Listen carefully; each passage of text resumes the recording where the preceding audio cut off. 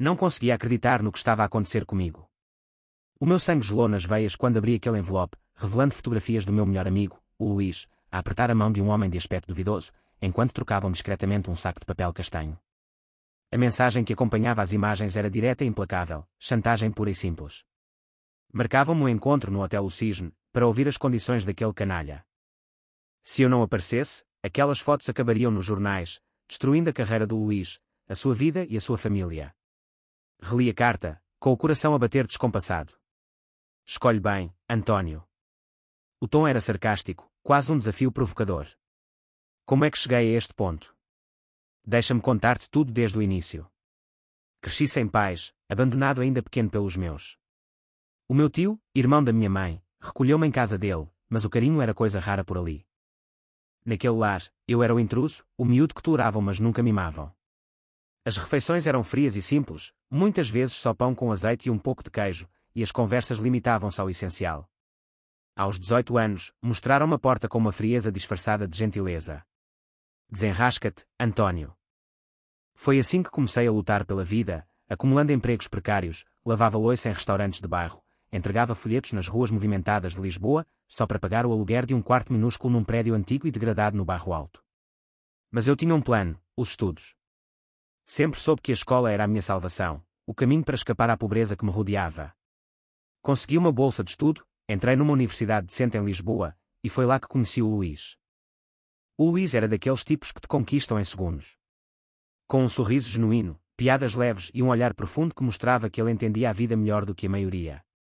Ligámo-nos logo, como se fôssemos irmãos separados ao nascer. Ele vinha de uma família exemplar, os Duarte. A mãe dele, a Clara, recebeu-me como se eu fosse filho dela. Da primeira vez que fui à casa deles nas férias, pensei que estava a sonhar.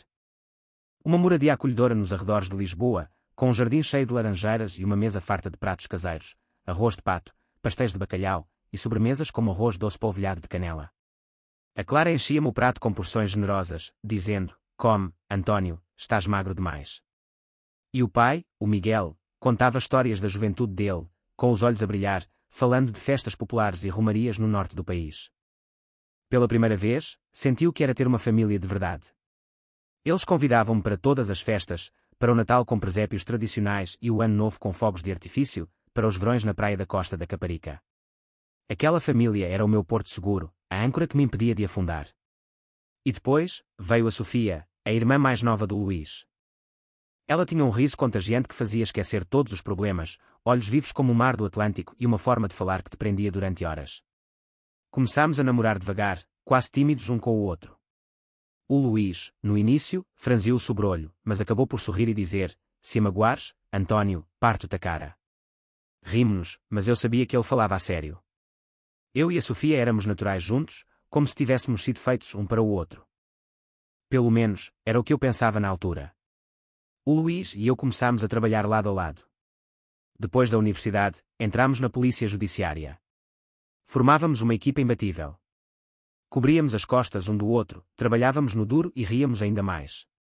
Fui promovido, e o Luís tornou-se o meu adjunto. Até recebi uma condecoração por salvar vidas importantes numa operação arriscada, mas nunca me senti um herói. Apenas fiz o meu trabalho direito. Agora, tudo se complicava. Preparava-me para uma auditoria interna. Recebi uma notificação da Inspeção-Geral da Polícia, que cuida do controlo interno. Não me preocupei muito com o meu departamento, mas o responsável nomeado para a nossa auditoria era um tipo que eu detestava desde a universidade, o Vasco Gonçalves. Aquele sujeito era a personificação da arrogância. Na época, olhava-me de cima, gozava com as minhas origens humildes, com as minhas roupas gastas compradas em feiras. Hoje, ele estava numa posição de poder, encarregue de verificar se o meu serviço estava limpo. Eu não tinha nada a esconder, mas a presença dele punha-me os nervos em franja. E então, chegou aquela carta. As fotos do Luís, captadas sem ele saber, mostravam-no aceitar um suborno. Não queria acreditar no que via. O Luís, o meu irmão de alma, o homem que me apoiara nos momentos mais negros, metido numa coisa tão suja. Impossível. Mas as imagens não mentiam. Um empresário conhecido na zona, daqueles que cheiram a dinheiro ilícito, estendia-lhe o saco. O Luís parecia nervoso, mas aceitou-o. O meu estômago deu um nó. Seria uma armadilha montada. Ou o Luís escondia mesmo algo sombrio. Se não queres que estas fotos cheguem aos jornais amanhã, aparece no hotel às 21 horas, no quarto 115. Vem desarmado. Vamos ver se a amizade é tão forte e leal como dizem. Arriscarias a tua vida pela reputação duvidosa do teu amigo, que precisa de sustentar a mulher e a filhinha? Se saíres às 21h30, cópias destas fotos serão enviadas para vários endereços. Escolhe bem, António. A mensagem era cristalina, mas arrepiava-me até aos ossos. Se eu não aparecesse, as fotos seriam divulgadas, e o Luís estaria arruinado. A carreira dele, a família, tudo se desmoronaria como um castelo de cartas. Mas havia mais naquela carta, uma frase que me perfurava o cérebro: vamos ver se a amizade é tão forte e leal como dizem. Parecia pessoal, como se aquele tipo conhecesse o nosso laço, como se quisesse testá-lo, parti-lo ao meio. E aquela menção a arriscar a minha vida. O que é que ele esperava de mim ali? Dinheiro? Um favor ilegal? Ou algo pior? Sentei-me à mesa, com as fotos espalhadas, o meu café já frio há horas. O meu primeiro impulso foi ligar ao Luís, atirar-lhe as fotos à cara e perguntar: que raio é isto? Mas algo me deteve. E se fosse verdade? E se ele me tivesse mentido, escondido segredos? O Luís, com a mulher Camila e a pequena Emma, sempre parecera íntegro, irrepreensível. Mas aquelas fotos plantavam a semente da dúvida. Sentia-me traído, não só pelo chantagista, mas pela ideia de que o Luís, o meu pilar, pudesse ter sombras tão escuras. Relembrei os nossos anos juntos. As noites a estudar para os exames na universidade, com pastéis de nata e cafés fortes para nos mantermos acordados, as cervejas partilhadas em tasquinhas do centro histórico, enquanto refazíamos o mundo, as vezes em que ele me tirou de pensamentos negros, convidando-me para uma sardinhada em junho ou uma ida ao estádio para ver o Benfica. O Luís era mais do que um amigo, era uma âncora na minha vida atribulada. E agora, enfrentava uma escolha impossível: proteger este homem que me dera tudo, ou proteger-me a mim próprio, a minha carreira, o meu namoro com a Sofia. Porque se aquelas fotos saíssem, não destruíam só o Luís. Salpicavam todos à volta, incluindo eu. A Sofia, o que diria se soubesse que o irmão era corrupto? E se me culpasse por não o salvar? Olhei para o relógio. 19h15, o tempo voava, e cada minuto me aproximava da hora decisiva. O meu coração martelava no peito, uma mistura de medo e raiva fervente. Guardei as fotos no bolso, vesti o casaco de cabedal gasto, e dirigi-me ao carro. O Hotel O Cisne ficava a 20 minutos, no coração da Baixa Pombalina, com as suas fachadas azulejadas e ruas empedradas. 20 minutos para decidir se arriscava a minha pele por um amigo que, talvez, não merecesse a minha lealdade inabalável. 20 minutos para pesar o verdadeiro valor daquela amizade, forjada em anos de cumplicidade e partilhas, mas agora ameaçada por segredos que eu nunca imaginara existirem. Enquanto conduzia pelas ruas iluminadas por candeeiros antigos, pensei na minha jornada até ali. Desde os dias difíceis na infância, onde o Natal era só uma árvore improvisada com enfeites baratos, até aos momentos felizes com os Duarte, como as festas de São João no Porto, com martelinhos e balões a voar. O Luís fora o catalisador de tudo isso, o irmão que o destino me dera. Mas e se essa ligação fosse uma ilusão? O trânsito de Lisboa, com os elétricos a tilintar e os turistas a passear, parecia distante, como se eu estivesse num mundo paralelo. Cheguei ao hotel, um edifício clássico com varandas de ferro forjado e um letreiro neon a piscar, o Cisne. Estacionei o carro e respirei fundo, sentindo o ar salgado do Tejo ali perto. Era agora ou nunca. Subi as escadas, o coração aos saltos, pronto para enfrentar o desconhecido por lealdade a quem me salvara tantas vezes. Estava diante da porta do quarto 115, no Hotel O Cisne, e um arrepio percorreu-me a espinha. A luz fraca do corredor, com candeeiros antigos que mal iluminavam, tornava o ambiente ainda mais inquietante, como se cada sombra escondesse uma armadilha. As fotografias do Luís, guardadas no bolso do meu casaco, pareciam pesar uma tonelada. Decidi, ao vir até aqui, que faria o que fosse preciso para proteger o meu amigo, custasse o que custasse. Dinheiro. Um favor obscuro. Envolver-me em algo que me sujasse as mãos. Não sabia, e, para ser honesto, preferia nunca descobrir. Mas ali estava eu, com o coração a martelar, pronto para enfrentar o que viesse. Ao chegar, encontrei uma nova nota deslizada por baixo da porta. Peguei no papel com as mãos a tremer, o silêncio do corredor amplificando cada som. Põe uma venda preta nos olhos e não atires até eu sair do quarto. Se tentares enganar-me, sabes o que acontece. Engoli em seco. Uma venda. A sério. Aquilo cheirava a cilada da pior espécie. Mas que escolha tinha eu? Ao lado da porta, numa cadeira de madeira gasta, estava à venda, um pedaço de tecido grosso que bloqueava qualquer raio de luz. Atei-a com dificuldade, os dedos escorregando por causa do suor. A escuridão envolveu-me, e o meu pulso acelerou, como se cada batida ecoasse pelo corredor vazio. Empurrei a porta, cada passo parecendo um mergulho no desconhecido. Uma voz grave e controlada ordenou-me que me sentasse. Obedeci, tateando até encontrar uma cadeira dura e fria. Os meus sentidos estavam em alerta máximo, tentando captar qualquer som, o ranger do soalho, o zumbido distante de um elevador, ou até um cheiro, talvez um perfume ou aroma de tabaco, para tentar perceber quem era aquele tipo. 7 noites, António. 3 horas por noite, das 21 horas à meia-noite. Fazes o que eu te mandar, sem perguntas, sem tirar a venda. Se concordares, começamos agora. Se recusares, já sabes o que acontece. Cerrei os punhos com força, as unhas cravando-se nas palmas. 7 noites. A fazer o quê? A minha mente disparou, imaginando o pior, esquemas criminosos, humilhações sádicas, ou algo ainda mais retorcido como vingança por algo que eu nem sabia. Pensei no Luís, na Camila, na pequena Emma com os seus caracóis loiros e o sorriso que derretia qualquer um. Se eu dissesse que não, aquelas fotos seriam publicadas, e a vida deles desmoronava-se. Eu também perderia tudo, o Luís, a Sofia, a família Duarte que me acolhera como se fosse sangue do seu sangue.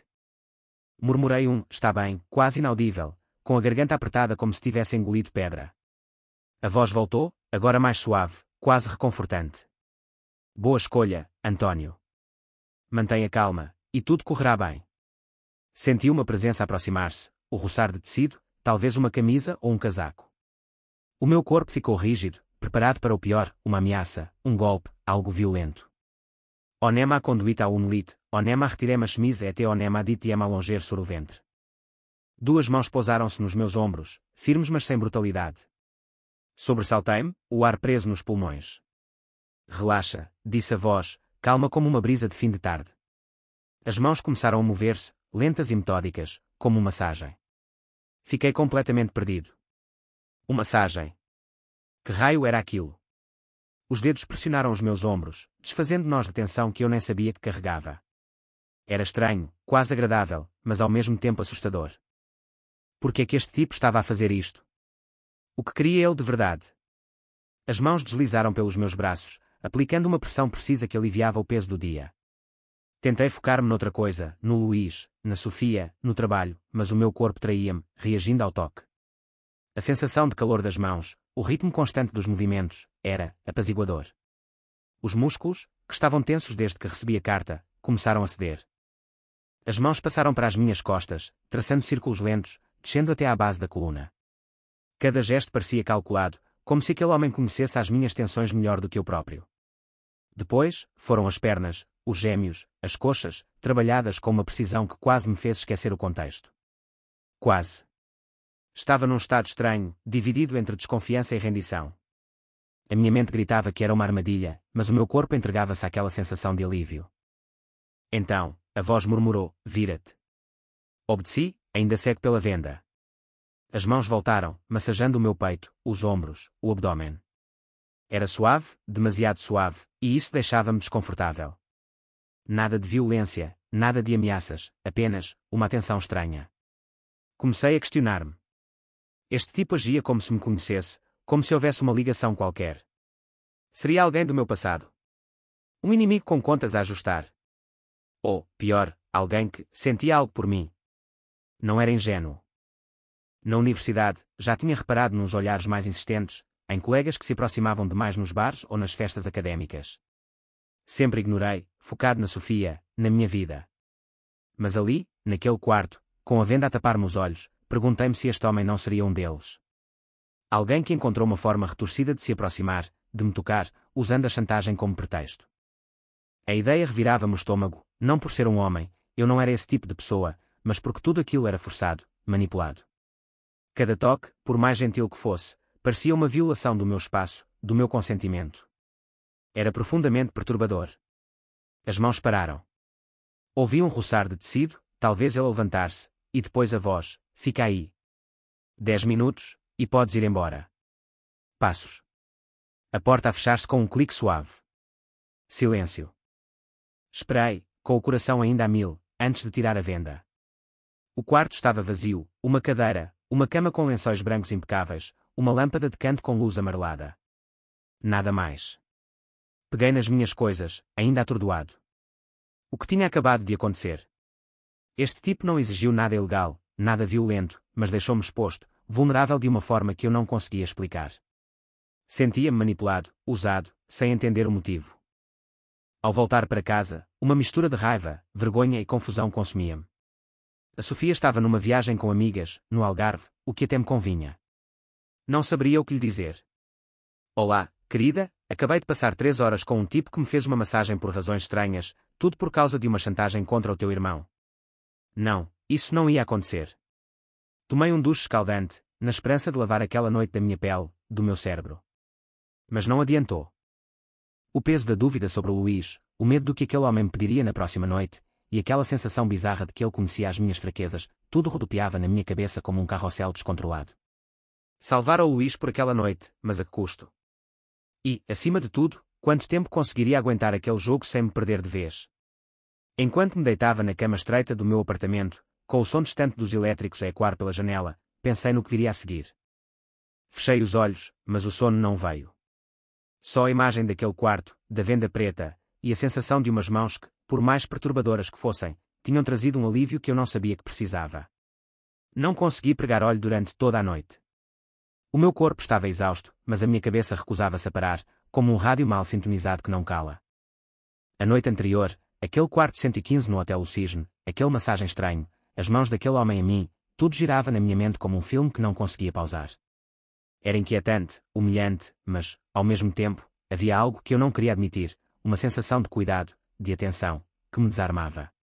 Era completamente retorcido, forçado, longe de ser normal, mas mexia comigo de uma forma que eu não entendia.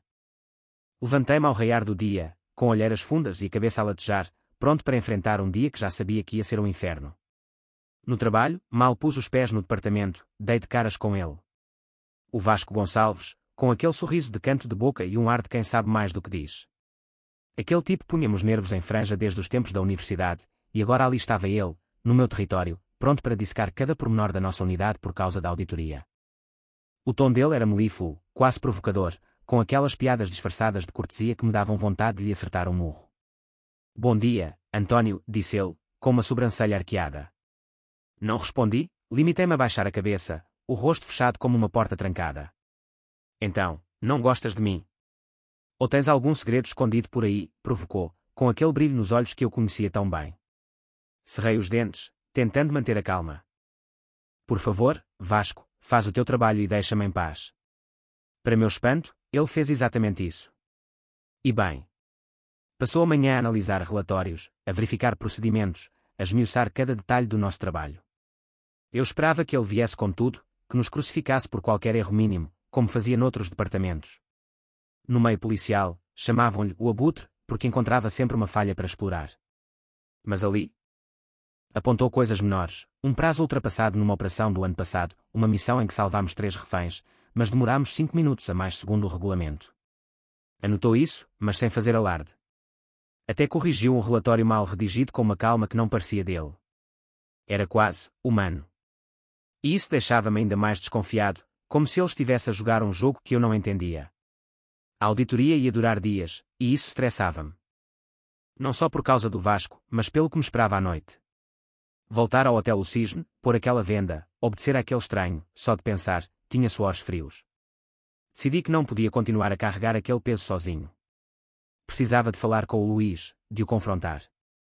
Apanhei no corredor do departamento, longe de ouvidos curiosos, onde o barulho das máquinas de café e das conversas abafava a nossa conversa. Luís, temos de falar. Essas fotos, comecei, com a voz firme mas tremendo por dentro. Ele cortou-me, o olhar duro como pedra. Deixa-me em paz, António. Cuida da tua vida.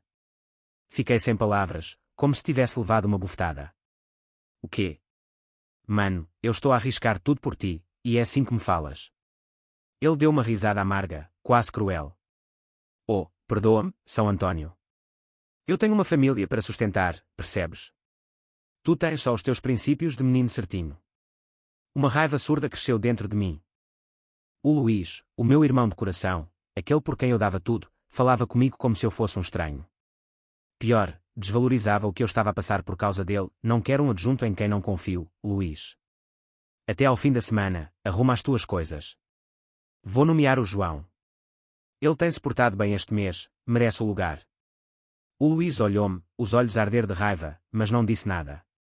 Virou as costas e foi-se embora, os passos ecoando pelo corredor. Fiquei ali, atordoado, como se uma parte de mim tivesse sido arrancada. 5 anos de amizade, de trabalho ombro a ombro, de noites a rir em tascas ou a planear operações arriscadas, e agora tudo se desfazia como cinza ao vento. Senti um vazio no peito, mas também uma certeza: não podia continuar a lutar por alguém que me tratava assim. À noite, estava de novo diante da porta do quarto 115, mais nervoso do que na véspera. O Hotel O Cisne, com os seus azulejos antigos e o cheiro a cera de chão, parecia fechar-se à minha volta. Atei à venda, o coração a galopar, e empurrei a porta. Mal entrei, uns braços envolveram-me por trás. Dei um salto, o susto a disparar-me o pulso. Olá, murmurou a voz, calma, quase familiar, como o som de um fado suave ouvido numa rua de Alfama. A mão dele segurou a minha e guiou-me até uma mesa. Um aroma quente encheu o ar, algo rico, talvez carne assada com ervas. Estás com fome? Perguntou ele. Pisquei os olhos sob a venda, completamente perdido. O quê? Estás com fome? Pareces exausto, António. Não tinha comido nada o dia inteiro, demasiado consumido pela auditoria e pela discussão com o Luís. Ele disse que prepararam um cozido à portuguesa, com carnes suculentas e legumes cozidos no ponto. Encolhi os ombros, desconfortável. Mas eu não vejo nada. Não te preocupes, eu trato de ti. Era surreal. Aquele chantagista, aquele estranho, sentava-me à mesa e dava-me de comer, pedaço a pedaço. A carne era tenra, o molho tinha um toque de pimenta que aquecia a boca, e os legumes desfaziam-se na língua. Cada garfada vinha com um "está bom" ou um "come devagar, não há pressa". Eu ali, cego pela venda, a ser alimentado como uma criança, e tudo em que pensava era na Sofia. Ela nunca fizera nada assim. Nunca reparara se eu estava cansado, se tinha comido. Era carinhosa, sim, mas não, atenta. Não como este homem. Parei, com a colher a meio caminho da boca. Uma onda de vergonha inundou-me. Por que é que eu estava a comparar? Por que é que deixava este tipo, este manipulador, fazer-me sentir visto? Que se passa? O que te está a preocupar? Perguntou a voz, com uma sinceridade que me desarmou. Hesitei, mas as palavras saíram como uma enxurrada. Nada. Quer dizer, estava só a pensar que a Sofia nunca faz isto. Ela espera que eu lhe dê atenção, que seja forte, mas eu, não consigo. Sinto-me fraco. Houve um silêncio, e então a mão dele pousou na minha cabeça, os dedos deslizando suavemente pelo meu cabelo, massageando o couro cabeludo com uma delicadeza que me fez arrepiar. Para com isso, António. Todos lemos a tua história nos jornais, a tua infância, mas ninguém percebe mesmo o que passaste. Precisar de apoio, de cuidado, não faz de ti um fraco. És forte exatamente por não te teres tornado amargo. E a Sofia, ela não te vê como mereces. Senti os olhos a picar sob a venda. Aquelas palavras tocaram algo fundo, algo que eu enterrara há anos. Toda a minha vida, lutei para ser o tipo duro, o que se desenrasca sozinho, sem pedir nada a ninguém. E ali estava um desconhecido, um chantagista, a dizer-me que eu tinha o direito de ser vulnerável. Era tão retorcido, mas não podia negar, aquelas palavras, aquele toque, faziam-me sentir bem. Os dedos dele continuaram, suaves, acalmando-me, e odiei-me por gostar. Odiei-me por encontrar conforto naquela situação absurda. Ele levantou-se. Descansa um pouco. Não volto hoje. A porta fechou-se, e esperei 10 minutos antes de tirar a venda. O quarto estava vazio, com um prato a meio na mesa, o cheiro do cozido ainda no ar. Voltei para casa, completamente perdido. A Sofia ainda estava no Algarve, e eu sentia alívio por não ter de falar com ela. Tinha despedido o Luís, deixava-me manipular por um chantagista, e, no entanto, naquela noite, pela primeira vez em muito tempo, senti-me compreendido. Isso deixava-me doente, mas estava lá, cravado no meu peito como uma farpa. Não dormi nada naquela noite, mais uma vez. A minha cabeça era um turbilhão, como as ondas do Tejo a baterem contra o cais em dia de tempestade. A noite anterior no Hotel O Cisne, aquele momento com o homem que me alimentou, que tocou no meu cabelo com uma ternura que eu não esperava, tudo isso me perseguia. Era como se ele tivesse aberto uma fenda no meu peito, expondo algo que eu nem sabia que existia. Ele saíra cedo, deixando-me sozinho naquele quarto, e isso marcou-me mais do que queria admitir. Ninguém, nunca, me tratara com tanto cuidado, com tanta atenção. Eu, o miúdo que crescera sem carinho, que se habituara a sobreviver com migalhas de afeto, sempre achei que o que a Sofia me dava era suficiente. Mas agora, via tudo com outros olhos, e isso consumia-me por dentro. Deitado na minha cama, com o som distante dos elétricos a atravessar a janela do meu apartamento no bairro Alto, pensei na Sofia. Quando começámos a namorar, eu estava tão grato por uma rapariga como ela, tão cheia de vida, se interessar por mim. Nunca conhecera melhor, então aceitei tudo, os silêncios dela, os momentos em que parecia estar noutro mundo, a falta de atenção aos meus cansaços. Achava que era assim que as coisas tinham de ser, que eu não tinha direito a pedir mais. Mas aquele homem, aquele chantagista, fizera-me sentir algo diferente. Não era só massagem ou comida, não. Era mais profundo. Ele via a minha exaustão, as minhas fraquezas, e cuidava delas. Por que é que a Sofia nunca me olhou assim? Por que é que ela partira para o Algarve com as amigas sem sequer me convidar? Nem uma mensagem, nem um "estás bem, António", há dias. E, pensando bem, há meses que ela estava distante, fria. Não nos aproximávamos, de verdade, há mais de 2 meses. Sempre uma desculpa, dores de cabeça, mau humor, agora não. Como é que eu fui tão cego? E havia outra questão que me roía por dentro: o que eu estava a fazer com aquele homem não era uma traição. Mesmo sendo forçado, mesmo sem escolha, eu não podia ignorar que encontrava ali algo, um consolo estranho, torto, mas real. Isso deixava-me doente. Não podia continuar a mentir a mim mesmo, a fingir que estava tudo bem. Peguei no telemóvel, com as mãos a tremer, e escrevi uma mensagem à Sofia. Temos de acabar, Sofia. Falamos quando voltares. Descansa e viva a tua vida como mulher livre. Enviei. O peso no peito aliviou, como se tivesse arrancado um adesivo de uma ferida aberta. Terminei com a Sofia, enfrentei o Luís, e, apesar do peso da chantagem, sentia que podia encontrar uma saída. Estava abalado, mas, pela primeira vez, sentia que podia tomar as rédeas da minha vida. No dia seguinte, cheguei ao trabalho com uma energia inesperada. Mergulhei nos relatórios, organizei reuniões, resolvi pendências como se fosse uma máquina. O Luís e eu evitávamo-nos. Nos corredores, ele desviava o olhar, a cabeça erguida, como se eu fosse o traidor. Doía, mas eu não tinha forças para lutar por ele depois do que me dissera. Então, o Vasco apareceu, com o plano de evacuação debaixo do braço, aquele sorriso de canto que já me era familiar. Bom dia, António. Estás com boa cara hoje, disse ele, com um tom leve. Bom dia. Pois, resolvi umas coisas com a minha namorada, estou mais leve, respondi, quase sem pensar. O rosto dele mudou num instante. O sorriso apagou-se, e os olhos ficaram sérios, quase cortantes. Olha, encontrei um erro aqui. Corrige isto para eu não incluir no relatório. Qual é o problema? Perguntei, intrigado.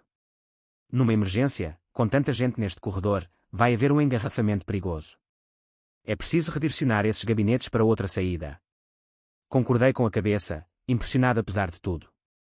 O Vasco estava a ser útil, e isso desarmava-me. Obrigado, Vasco. Olha, que tal tomarmos um copo depois do trabalho? As palavras saíram sem eu planear. Não sei porque o convidei.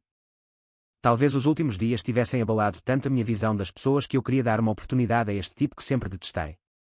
Ele arqueou uma sobrancelha, surpreso. Não tens planos para hoje à noite? Tenho, mas só às 21 horas. Tá bem, combinado.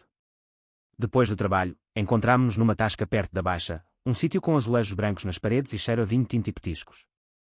A noite estava amena, com o burburinho típico de Lisboa, pessoas a passear e o som de um acordeão ao longe. Pedimos 2 imperiais geladas e começámos a conversar.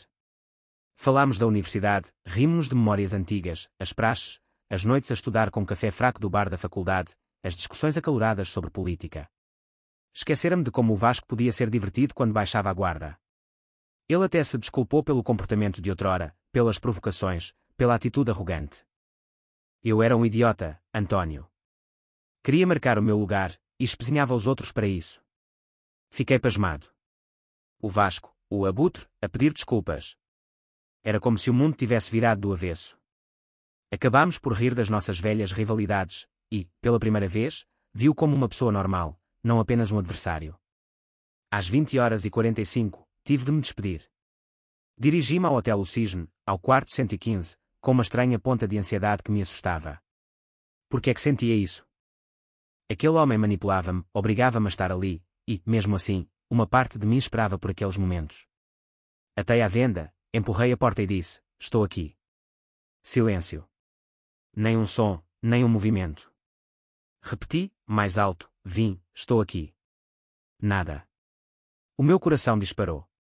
Normalmente, ele estava lá, com a sua voz calma, os gestos seguros. Mas agora, o quarto parecia vazio, como se o ar estivesse parado. Uma bola de angústia apertou-me a garganta. E se lhe tivesse acontecido algo? A ideia apanhou-me desprevenido, amarga, quase dolorosa. Por que é que eu me preocupava com ele? Aquele tipo fazia-me chantagem, controlava-me, e, no entanto, a possibilidade de ele estar em perigo dava-me um medo visceral.